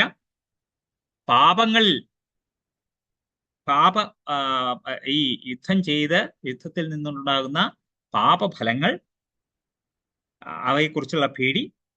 4ാമത്തത് ഈ കുലധർമ്മങ്ങളുടെ ക്ഷയം. ഈ 4 കാരണങ്ങൾ ഇവിടെ ഈ അധ്യായത്തിൽ പറഞ്ഞിട്ടുണ്ട്. 28 മുതൽ 43 വരെയുള്ള ശ്ലോകങ്ങളിൽ അവിടെ പറയുന്നുണ്ട്. ഇനി 5ാമത്തെ ഒരു കാരണം അടുത്ത അധ്യായത്തിൽ വരും. അർജുനന് തീരുമാനിക്കാൻ, ഇതൊക്കെ പറഞ്ഞിട്ടാണെന്നുണ്ടെങ്കിലും അവസാനം അർജുനന് തീരുമാനിക്കാനായിട്ട് സാധിക്കുന്നില്ല. ഒരു ഉറച്ച തീരുമാനത്തിലെത്താനായിട്ട് സാധിക്കുന്നില്ല.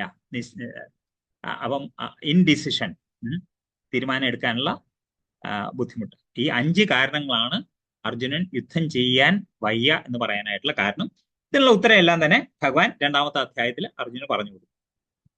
ഓക്കെ, അപ്പം ഇവിടെ കഴിഞ്ഞു. സമയം 9:17 എന്തെങ്കിലും നിങ്ങൾക്ക് കൂടുതൽ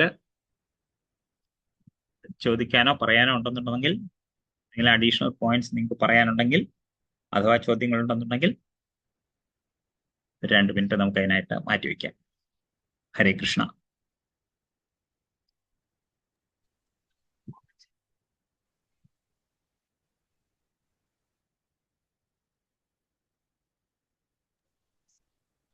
ഹരേ കൃഷ്ണ. ആർക്കെങ്കിലും എന്തെങ്കിലും പോയിന്റ്സ് ഷെയർ ചെയ്യാൻ, എന്തെങ്കിലും നോട്ട് ചെയ്തിട്ടുണ്ടെങ്കിൽ പറയാം. ഹരേ കൃഷ്ണ പ്രഭു. എനിക്കൊരു ഡൗട്ട് ഉണ്ട്. അർജുനൻ മുൻപ് എപ്പോഴാണ് ഭീഷ്മ പിതാമഹനുമായിട്ട് യുദ്ധത്തിൽ ഏർപ്പെട്ടിട്ടുള്ളതെന്നൊന്ന് പറഞ്ഞു തരാമോ? ഞാൻ കഴിഞ്ഞ ക്ലാസ്സിൽ സൂചിപ്പിച്ചിരുന്നു. അതായത് അവരുടെ അജ്ഞാതവാസക്കാലത്ത് വിരാട് രാജാവിന്റെ കൊട്ടാരത്തിലായിരുന്നു ഇവരെല്ലാവരും തന്നെ വിഷപ്രച്ഛന്നരായിട്ട് താമസിച്ചിരുന്നത്. അന്ന് അവർക്കൊരു അവരെ കുറിച്ചൊരു ചെറിയൊരു സൂചന കിട്ടി. ദുര്യോധനൻ വന്നിട്ട് വിരാട് രാജാവിന്റെ പശുക്കളെ എല്ലാം തന്നെ മോഷ്ടിച്ചുകൊണ്ട് പോയി. അതിന്റെ കൂട്ടത്തില് ഭീഷ്മരും ഉണ്ടായിരുന്നു, ദ്രോണരും ഉണ്ടായിരുന്നു. അപ്പൊ അവസാനം ആ സമയത്ത് വേറൊരു യുദ്ധത്തിനായിട്ട് വിരാട് രാജാവിന്റെ സൈന്യം മുഴുവനും പോകും. ആ സമയത്താണ് ഇവര് വന്ന് അറ്റാക്ക് ചെയ്യുന്നത്. അപ്പം വേറെ നിവൃത്തിയില്ലാത്തത് കൊണ്ട് ഉത്തര രാജകുമാരനാണ് യുദ്ധം ചെയ്യാനായിട്ട് പോകുന്നത്. പക്ഷെ ഉത്തരരാജകുമാരന് എക്സ്പീരിയൻസ് ഇല്ല. ഗൃഹനാളയായിട്ട് അതെ. എന്നിട്ട് അവസാനം ആ സമയം യുധിഷ്ഠിരൻ പറയും ബൃഹന്നള നല്ല ഇത് എക്സ്പീരിയൻസ് ഉള്ള ആളാണ്, ബൃഹന്നളയെ കൊണ്ടുപോകൂ എന്ന് പറയും. അപ്പം ബൃഹന്നള ഇതാണ് എന്താണ് തേര് തെളിച്ചോണ്ട് പോവാണ്. ഉത്തരരാജാവ് ഇത് കഴിയുമ്പോഴത്തേക്കും യുദ്ധഭൂമിയിൽ എത്തുമ്പോഴത്തേക്കും അദ്ദേഹം പേടിച്ച് ഇത് ചെയ്യാൻ തുടങ്ങി, ഓടാൻ തുടങ്ങി. അത് അപ്പം പറഞ്ഞു ശരി ഒരു കാര്യം ചെയ്യൂ, ഈ തേര് നിങ്ങൾ തെളിച്ചോളൂ, യുദ്ധം ഞാൻ ചെയ്യാന്ന് പറഞ്ഞു. എന്നിട്ട് അപ്പൊ അതിനു മുമ്പായിട്ട് ആ സമയത്ത് ബൃഹന്നള തന്റെ ഇത് പറയുന്നുണ്ട്, ആരാണ് താനെന്ന് കാണിച്ചു കൊടുത്തിട്ട് അവര് ഒരു കാട്ടിലൊരു മരത്തില് ഒളിച്ചു വെച്ചിരിക്കുന്ന ആ ദിവ്യ ആയുധങ്ങളെല്ലാം തന്നെ എടുത്തുകൊണ്ട് യുദ്ധഭൂമിയിൽ പോകും. ആ യുദ്ധത്തിൽ വെച്ചിട്ട് എല്ലാവരെയും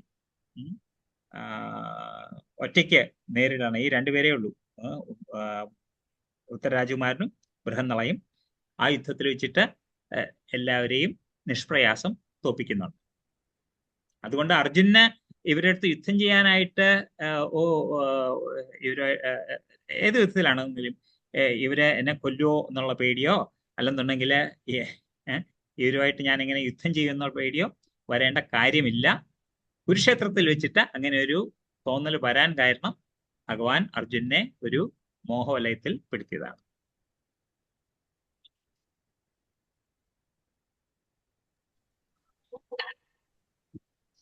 ഹരേ കൃഷ്ണ പ്രഭു. ദണ്ഡോപണ പ്രഭു. കേൾക്കുന്നുണ്ടോ പ്രഭു? ഞാൻ കേൾക്കുന്നുണ്ട്, പറഞ്ഞോളൂ. പ്രഭു പ്രഭു 2 ഗ്രന്ഥങ്ങളെ കുറിച്ച് പറഞ്ഞു. ഒന്ന് ധർമ്മശാസ്ത്ര അനുശാസിക്കുന്നതും പിന്നെ ഒരെണ്ണം മനുസംഹിത. അപ്പൊ ഇതില് ഇമ്പോർട്ടൻസ് കൊടുക്കേണ്ടത് ഈ നമ്മുടെ ധർമ്മശാസ്ത്രം അല്ലെങ്കിൽ ഭഗവാന്റെ ഇതാണോ? അതൊന്ന് ക്ലാരിഫൈ ചെയ്യാമോ പ്രഭു?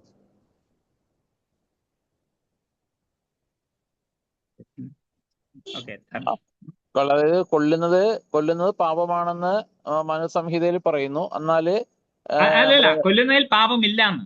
6 വിധത്തിലുള്ള ഭീകരരെ കൊല്ലുന്നതിൽ പാപമില്ല എന്ന് പറയുന്നു. ഇതില് 6 കാര്യങ്ങളും പറഞ്ഞിരുന്നു. ഓക്കെ, അത്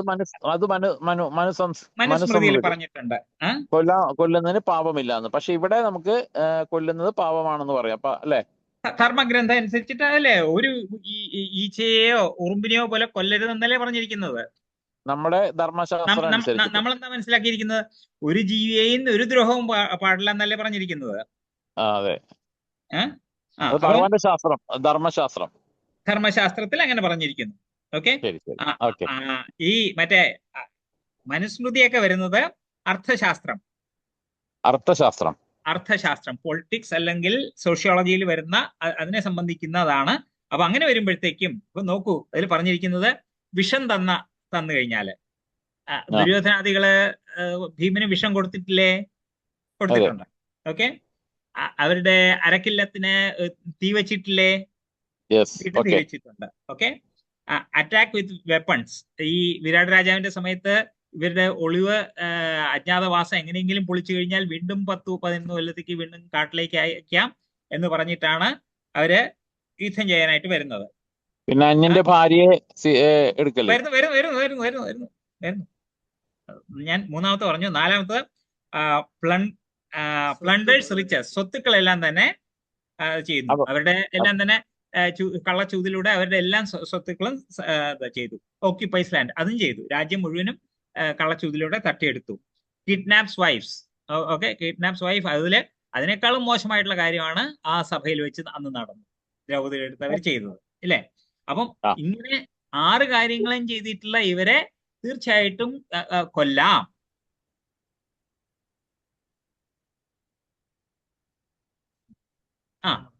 അപ്പൊ അതേപോലെയാണ് രാമായണത്തിലും കണ്ടിട്ടില്ലേ? രാവണൻ സീതയെ അപഹരിച്ചുകൊണ്ട് പോയപ്പോഴത്തേക്കും രാമൻ അവിടെ ചെന്നിട്ട് രാവണനെ കുലത്തോടുകൂടി നശിപ്പിച്ചു. ഓക്കെ, അതൊക്കെ ഒരു രാജധർമ്മം അനുസരിച്ചിട്ട് അതെല്ലാം ശരിയാണ്, അതിൽ തെറ്റൊന്നുമില്ല. ഓക്കെ, പക്ഷെ ധർമ്മശാസ്ത്രം നോക്കിക്കഴിഞ്ഞാല് ഒരു ജീവിയെ പോലും നമ്മൾ ഉപദ്രവിക്കാൻ പാടില്ല.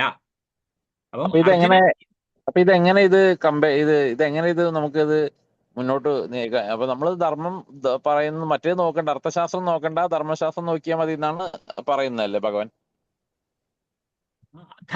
ധർമ്മശാസ്ത്രം നോക്കണം എന്ന് പറഞ്ഞിട്ട് അവസാനം ഭഗവാൻ ഒരു ഒരു സെന്റൻസ് പറയുന്നുണ്ട് ഭഗവത്ഗീതയിലെ അവസാനം. ഓക്കെ, പ്രഭുവിന് അറിയാതെ എന്താണ് അവസാനം പറയുന്നത്? ധർമ്മത്തെ കുറിച്ച് പറയുന്നത് സർവധർമാൻ പരിത്യജ്യ സർവധർമാൻ പരിത്യജ്യ മാമേകം ശരണം വ്രജ. അപ്പം ഈ ധർമ്മശാസ്ത്രങ്ങൾ പറഞ്ഞിട്ടുള്ള എല്ലാം തന്നെ ഉപേക്ഷിക്കൂ. ധർമ്മമോ അധർമ്മമോ ആയിട്ടുള്ള എല്ലാ കാര്യവും ഉപേക്ഷിക്കൂ. എന്നിട്ടും അതിന് ഉപരിയായിട്ടുള്ള ധർമ്മം സ്വീകരിക്കൂ. അതെന്താണ്? ഭഗവാനെ പൂർണ്ണമായിട്ടും ആശ്രയിക്കുക. അതാണ് ഏറ്റവും വലിയ. ശരി, okay Prabhu. Hare Krishna Prabhu. Thank you Prabhu. Hare Krishna. ഒരു കാര്യം കൂടെ ചോദിച്ചോട്ടെ? ശരി പ്രഭു. ഹരേ കൃഷ്ണ. ചോദിച്ചോളൂ. അന്നേരം നമ്മള് രാമായണത്തിൽ സീതേനെ രാവണനൊന്നും ചെയ്തിട്ടില്ലല്ലോ, തട്ടിക്കൊണ്ടു പോവുക മാത്രമേ ചെയ്തിട്ടുള്ളൂ, ഉപദ്രവിക്കുകയൊന്നും ചെയ്തിട്ടില്ലല്ലോ. മഹാഭാരതത്തിലാണെങ്കിൽ ദ്രൗപദീനെ വസ്ത്രാക്ഷേപം ചെയ്തു, അരക്കിലിട്ടിട്ട് കൊല്ലാൻ ശ്രമിച്ചു, വിഷം കൊടുത്ത് കൊല്ലാൻ ശ്രമിച്ചു, അങ്ങനെയൊക്കെ ചെയ്തില്ല. അന്നേരം സീതേനെ അങ്ങനെ ഒന്നും ചെയ്തിട്ടില്ല. അന്നേരം എന്തുകൊണ്ടാണ് സീതേനെ പിടിച്ചോണ്ട് പോയതിന് ആ കുലം മുഴുവൻ നശിപ്പിച്ചത്? സീതയെ തന്റേതാക്കണമെന്നുള്ള ഉദ്ദേശത്തോടുകൂടിയാണ് രാവണൻ സീതയെ അപഹരിക്കുന്നത്. പക്ഷേ സീതയെ തൊടാൻ പോലും രാവണന് സാധിക്കില്ല. കാര്യം അങ്ങനെ ഒരു ശാപം കിട്ടിയിട്ടുണ്ട് രാവണന്. അതുകൊണ്ടാണ് സീതയെ കൊണ്ടുപോയി അശോകവനത്തിൽ താമസിപ്പിച്ചത്. സീതയുടെ പെർമിഷൻ ഇല്ലാതെ സീതയെ ഒന്നും തന്നെ ചെയ്യാൻ പറ്റില്ല, തന്റേതാക്കാൻ പറ്റില്ല. പക്ഷെ രാവണന്റെ ഉദ്ദേശം എന്തായിരുന്നു? രാമനിൽ നിന്ന് മാറ്റി തന്റേതാക്കണം സീതയെ. അതായിരുന്നു ഉദ്ദേശം. ഒരു കാരണവും ഇല്ലാതെ വെറുതെ സീതയെ കൊണ്ടുപോയിട്ട് എന്താ കാര്യം പ്രഭു? അതില്ലല്ലോ. സീതയെ തട്ടിക്കൊണ്ടുപോകാൻ കാര്യം ശൂർപ്പണഖ വന്ന് രാവണന്റെ അടുത്ത് സീതയുടെ സൗന്ദര്യത്തെ പറ്റി പറയുമ്പോഴത്തേക്കും ഈ സുന്ദരിയെ എന്റെ ഭാര്യയാക്കണം, എന്റേതാക്കണം എന്ന് രാവണന് മനസ്സിൽ ആഗ്രഹം വന്നു. അതുകൊണ്ടാണ് തട്ടിക്കൊണ്ടുപോയത്.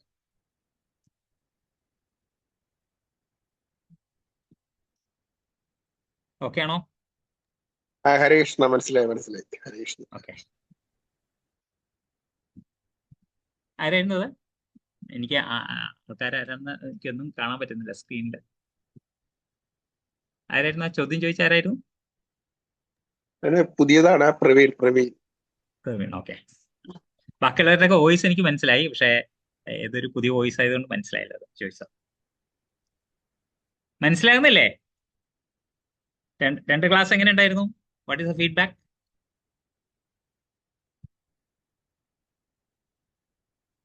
നന്നായിരുന്നു പ്രഭുജി. ഓക്കെ.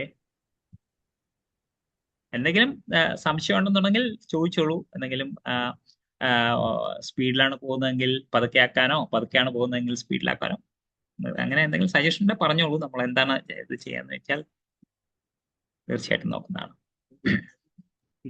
ഹരേ കൃഷ്ണ പ്രഭു.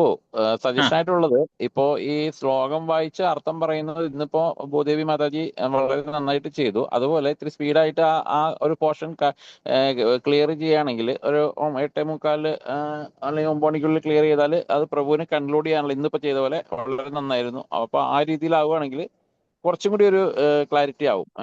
അതൊരു സജഷനാണ്.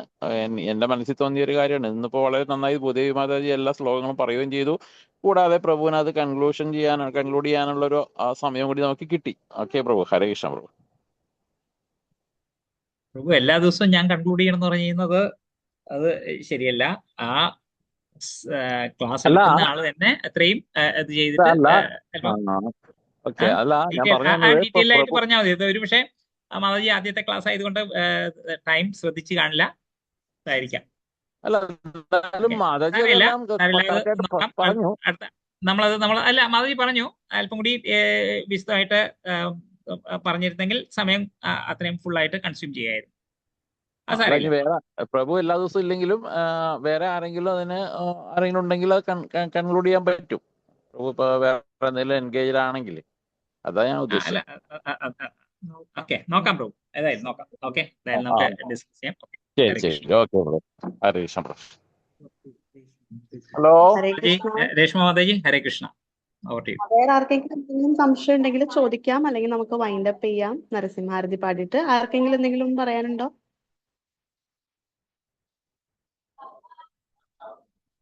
ഓക്കെ.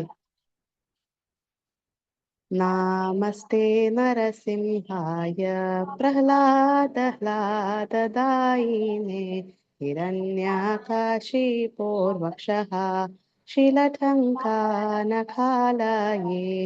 തവ കര ഇതോ നരസിംഹ പരതോ നരസിംഹ യതോ യതോ യാമി തതോ നരസിംഹ ബാഹേർനരസിംഹ ഹൃദയേ നരസിംഹ നരസിംഹമതിം ശരണം പ്രപദ്യേ തവ കരകമലവരേ നഖാം അദ്ഭുത ശൃംഗാം ദളിതാ ഹിരണ്യകശിപോർ तनुभृङ्गां केशवधृता नरहरिरूप जय जगदीश हरे जय जगदीश हरे जय जगदीश हरे जय नरसिंहदेव जय नरसिंहदेव नरसिंहदेव जय नरसिंहदेव प्रहलाद महाराज जय प्रहलाद महाराज प्रहलाद महाराज जय प्रहलाद महाराज. ഹരേ കൃഷ്ണ. അപ്പം ഇന്ന് ക്ലാസ് എടുത്ത ഭൂദേവി മാതാജിക്കും സമ്മറൈസ് ചെയ്ത് തന്ന ദീനാനാഥ് പ്രഭുവിനും വളരെയധികം നന്ദി പറയുന്നു. നമുക്ക് ഇന്നത്തെ ക്ലാസ് വൈൻഡപ്പ് ചെയ്തിട്ട് നമുക്ക് വെള്ളിയാഴ്ച 8:15 ജോയിൻ ചെയ്യാം. ഹരേ കൃഷ്ണ. ഹരേ കൃഷ്ണ മാതാജി, എന്നൊക്കെയാണ് ക്ലാസ്? പാവനേഭ്യോ വൈഷ്ണവേഭ്യോ നമോ നമഃ. ഹരേ കൃഷ്ണ. ഹരേ കൃഷ്ണ. ചോദ്യം ചോദിച്ചിരുന്നു. എന്നൊക്കെയാണ് ക്ലാസ്സുകള് ക്ലാസ്? തിങ്കൾ, ബുധൻ, വെള്ളി 8:15. 8:15 മുതൽ 9:15 അല്പം താമസിച്ചു, പക്ഷെ 8:15 മുതൽ 9:15 വരെയാണ് ഷെഡ്യൂൾ ടൈം. സെയിം ലിങ്ക് ആയിരിക്കും എല്ലാ ദിവസവും.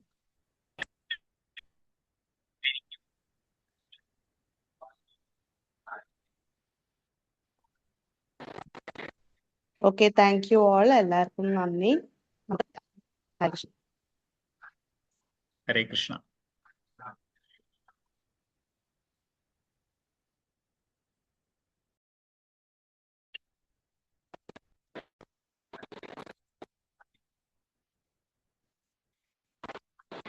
Thank you.